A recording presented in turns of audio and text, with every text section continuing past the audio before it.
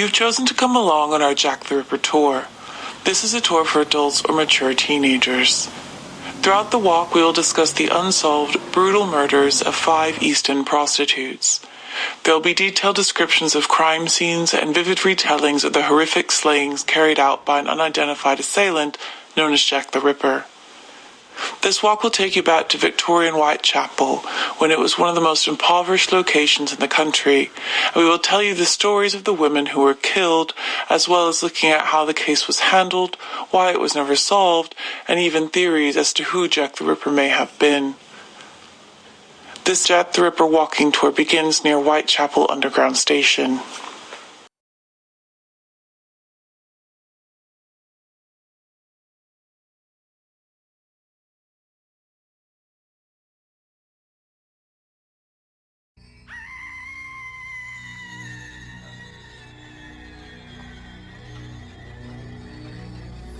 As you stand outside the car park, look towards numbers 28 and 32 opposite you. This is exactly what the buildings that used to stand on this side of Hanbury Street would have looked like in the 1880s. The house where Jack the Ripper's second victim, Annie Chapman, was murdered no longer stands, but it would have looked similar to the houses you see across the street, such as numbers 28 and 32. Notice the 2 doors on each shop front. One of those would have been a door leading upstairs to accommodation. The other would have been a door that was left open at all times, and behind it was a pathway that led behind the house and into the communal courtyard. These doors were always kept open for what's known as soil men, who would come here to collect buckets that had been left in the gardens. A small space off the street that offered a little privacy through a door that was always kept open made the back gardens of Hanbury Street a popular location for prostitutes to take their clients, and Annie Chapman was one such woman. Annie was spotted talking to a man outside the front of 29 Hanbury Street. He was described as 5'7" or 8 inches, late 20s or early 30s, white male with a mustache. At 5:40 a.m., John Davis, a man living above 29 Hanbury Street, came downstairs and into the back courtyard where he discovered the body of Annie Chapman. She was slumped against the fence with her throat slashed and her body cut open from her groin to her chest, nearly cut into 2.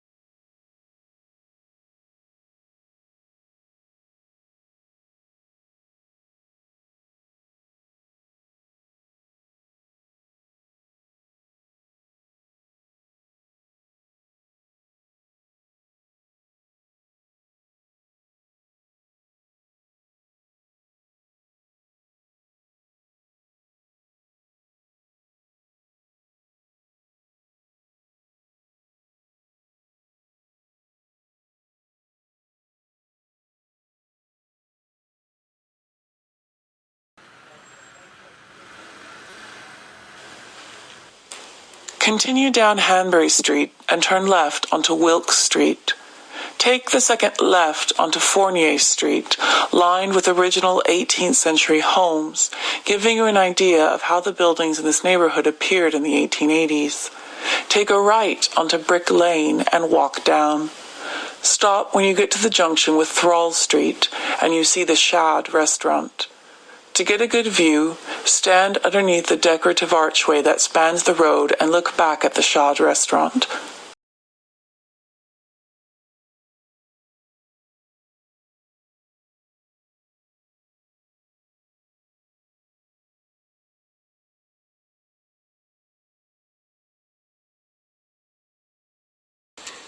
This is the site of the former Frying Pan Pub. Take a look at the red brick portico on the very top, and you will notice 2 crossed frying pans carved into the stone, the original decoration of this 19th century pub. This is the pub where Mary Nichols drank away her DOS money on the 30th of August, 1888. She is reported to have stumbled out of the pub around midnight and was seen by her friend just around the corner on Thrall Street a few minutes later. Somewhere between where you stand now and where our tour began, Mary would run into Jack the Ripper, and her life would come to a crushing end. Continue down Brick Lane. When you get to Whitechapel Road, cross the street and enter Altab Alley Park. Walk diagonally to your left through the park and exit the park onto Alder Street. Go right and immediately turn left onto Mulberry Street. Stop at the middle of the buildings on the right. None of the original buildings from the Victorian era still stand here, so you will have to use your imagination as you look at the Cubic Hotel across the street.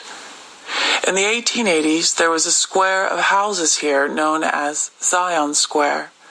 The densely populated area was home to two suspects in the Jack the Ripper murder, Aaron Kosminski and John Pizer. Aaron Kosminski, a schizophrenic Polish Jew working in the East End as a butcher, was a noted misogynist, and he had been arrested multiple times for violence against women. Also living here at the time was John Pizer, a Polish Jew working as a bootmaker in Whitechapel. Before the Jack the Ripper moniker stuck, the murder suspect was known as Leather Apron, owing to reports from local prostitutes that there was a man in the area who would assault and rob them on the streets.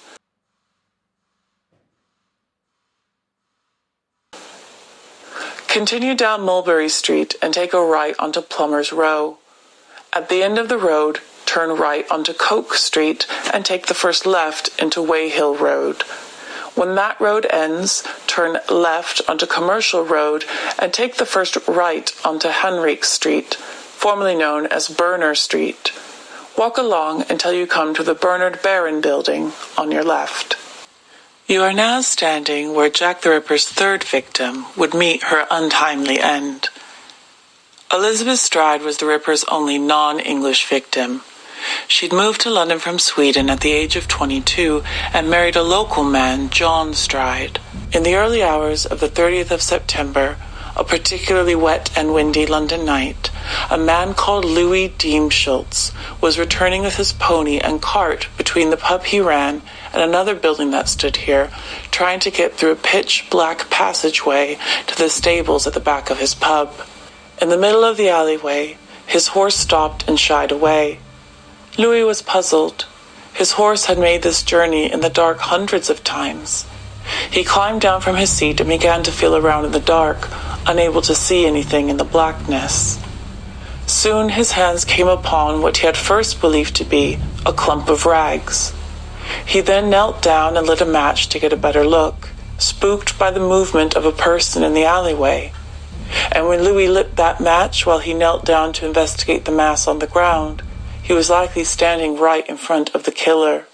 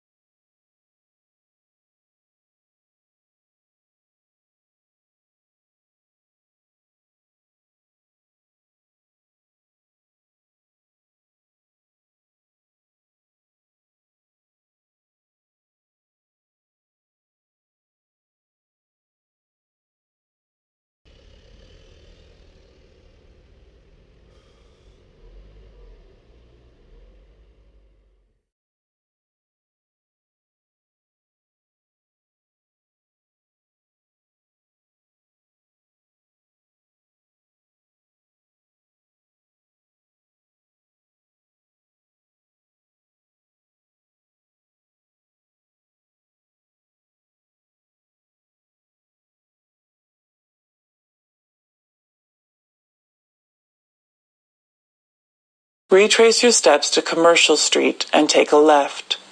Follow the road until it dead ends, then take a left onto busy Whitechapel Street. Pass Aldgate Station, then Aldgate East Station, until you get to the Church of St. Botolph without Aldgate. This is your next stop.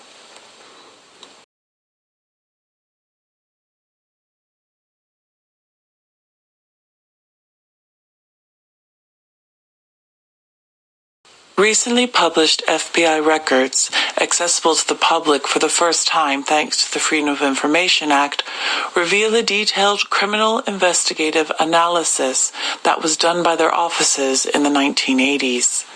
Examining all information, victimology and victim profiles, medical examiners' findings, crime and crime scene analysis, offender traits and characteristics, and more, the FBI have attempted to paint a portrait of who the Ripper may have been. Many of their conclusions match behaviors and attributes of some Ripper suspects, and although they don't give us a positive identification, it is fascinating to hear their assessment of the killer and what kind of person he may have been. We will now read a small paragraph of information concluded on by the FBI after their criminal investigative analysis. White male, late 20s, early 30s. Obvious misogynistic views and a deep-seated hatred of women. From a broken home, abandoned by a father and left with an overly sexual or physically aggressive mother or other strong female family member. Likely lived in Whitechapel and in full-time employment. Suffered from some sort of an impediment, such as speech or a limp.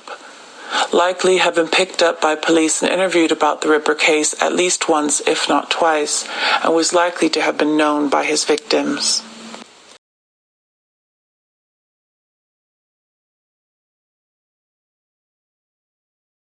Two police forces were operating in London during the time of the Jack the Ripper murders, and even up to the present day, the City Police and the Metropolitan Police. Technically speaking, the City of London is 1 square mile, existing on the site where the Romans founded Londinium.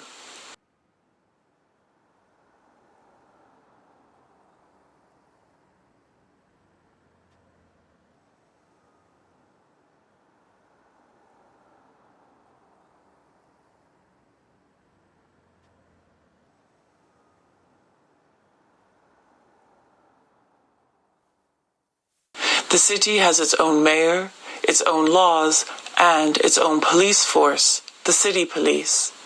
The rest of London is in the jurisdiction of the Metropolitan Police. Today, these forces work closely together, but in 1888, it was quite a different story. These two police forces were in direct competition with one another.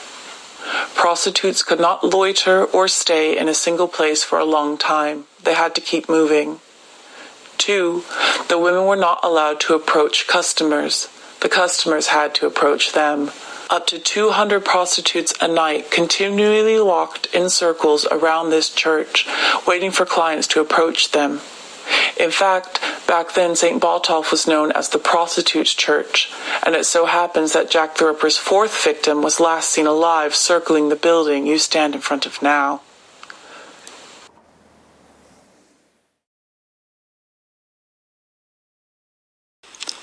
Throughout the course of the Ripper killings, both London police forces and numerous media outlets were inundated with letters claiming to be written by the unidentified killer.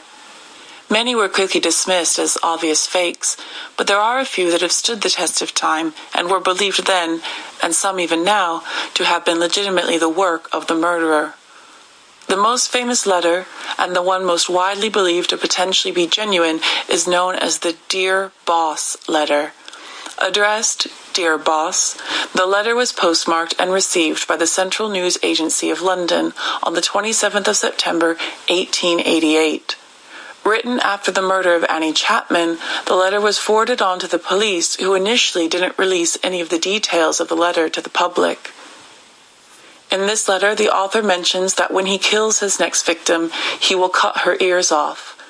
If this letter is genuine, he's kept his promise, as the next night the Ripper went to work, one of his victims had her ears partially severed. Being as this information was not released to the public when it was received, many authorities and researchers believed this letter to be the real deal. When the slayings continued, true to the word of the author, the police eventually released facsimile versions of the letter, hoping members of the public would be able to identify the handwriting of somebody they knew. However, they had no success. The only lasting impact on this case that the Dear Boss letter had is that the author signed off the letter, quote, "Yours truly, Jack the Ripper," which he says is his trade name.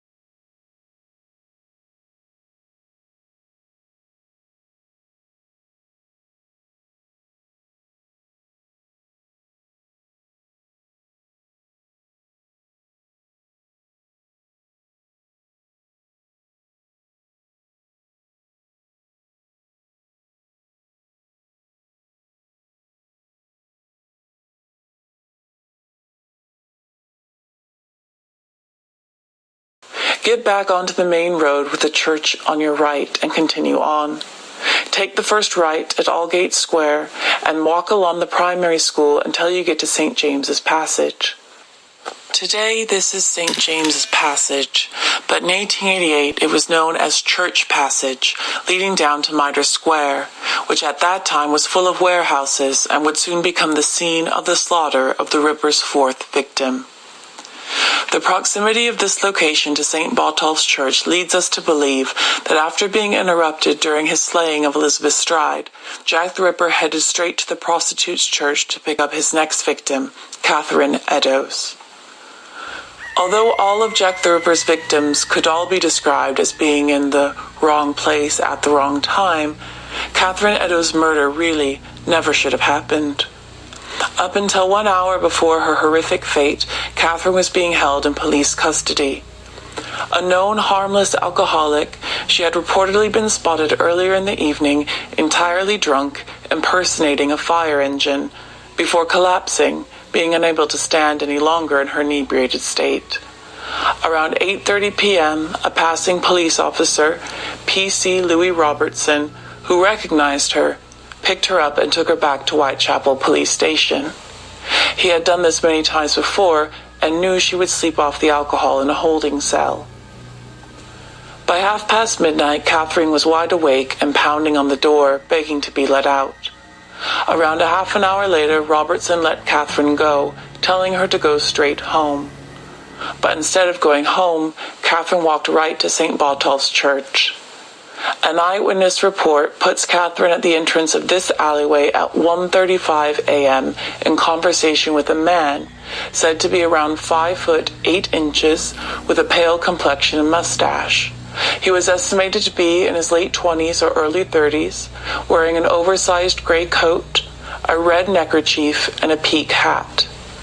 The PC on duty the night of Catherine's murder was Edward Watkins. He had previously walked this way at 1:30 a.m. with nothing to report. But at his next go-around at 1:45 a.m., he found Catherine's mutilated body at the bottom of this passage in the darkest corner of Mitre Square. Whatever horrific and barbaric plans Jack the Ripper had been unable to carry out on Elizabeth Stride were leveled at Catherine Eddowes. The state of her body suggested a rage and fury that had not yet been seen in the Ripper case. This was a ferocious event. Catherine's neck was slit from the left to the right. 2 pieces of flesh from her cheeks had been cut out. Her eyelids had been cut through, and the tip of her nose and tops of her ears had been severed. Her body had been torn open from her groin to her breasts, and her intestines removed and slung over her right shoulder. Walk to the end of Mitre Square and pause when you get to the gates on your left. Just through the gates is a tree. This is the location of where Catherine Eddowes' body was found.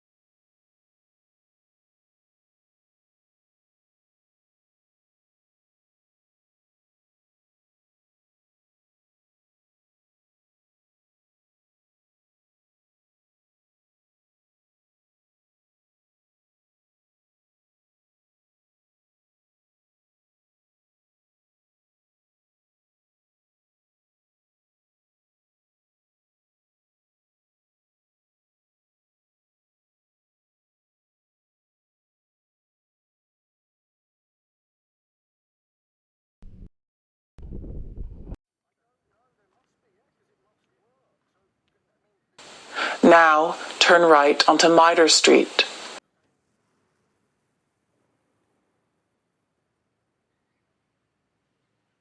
Take the first right onto Cree Church Lane, which you should then follow along until it turns into Stony Lane as you walk across Houndsditch Road. Walk ahead until you come to White Kennet Street, where you will make a right. Take the first left onto Gravel Lane and walk until the lane stops at Middlesex Street.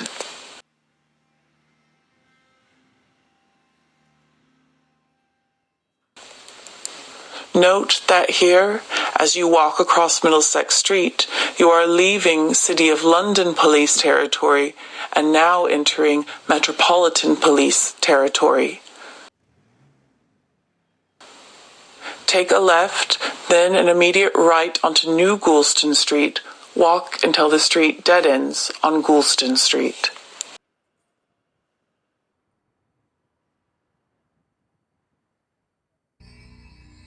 Across the street here stands the Wentworth Model Dwellings, a large property that today houses shops and restaurants, but that in the 1880s housed 222 apartments, nearly all filled with Jewish tenants.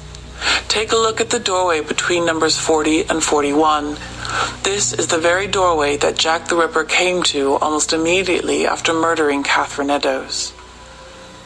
Around an hour after Catherine Eddowes' body was found in Mitre Square, PC Alfred Long was casually walking along this street, and right in front of that entranceway he stumbled across a bloody piece of cloth, later determined to be a shred taken from Catherine's apron.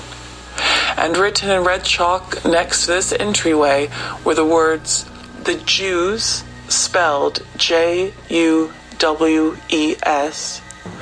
"are the men that will not be blamed for nothing." This is one of the only clues discovered during the period Jack the Ripper was active, and its true origins and intent confounded investigators in the 1880s and is still confounding us today. With New Goulston Street at your back, turn left onto Goulston Street. Keep walking and Goulston Street turns into Bell Lane. Keep following until you see Frying Pan Alley on your left.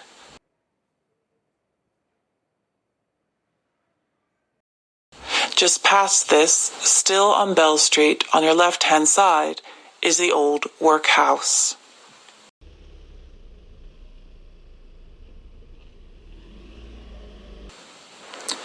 With the workhouse to your back, look across the street to the modern building directly opposite you.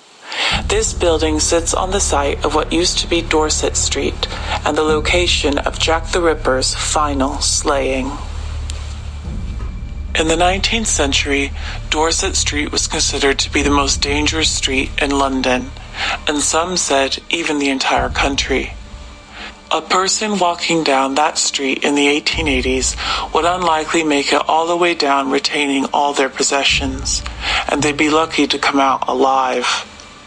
In fact, when the police normally walked their beats through town, they would do so by themselves or with a partner. But when walking down Dorset Street, they would only come in groups of 4. And this awful street is the murder site of the Ripper's final victim, Mary Jane Kelly, who lived at 13 Miller's Court here on Dorset Street.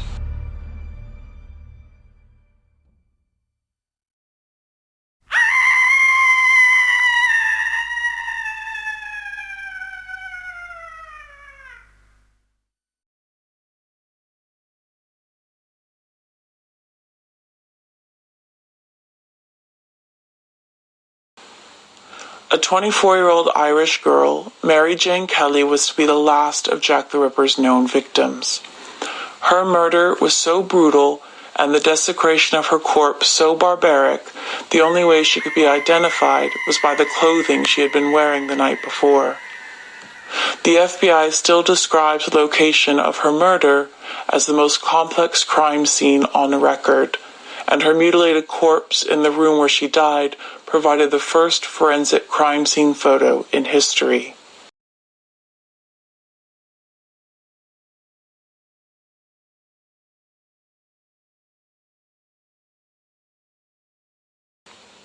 From here, we will walk to the location where Jack the Ripper would have emerged from Dorset Street all those years ago. Still with the workhouse behind you, turn left and take an immediate right down Brune Street. When the road dead ends, turn left onto Toynbee Street and walk until you get to the corner of Toynbee Street and White's Row. This is approximately where Dorset Street would have emptied out onto the main road, and where Jack the Ripper would have walked as he left the scene of his last crime.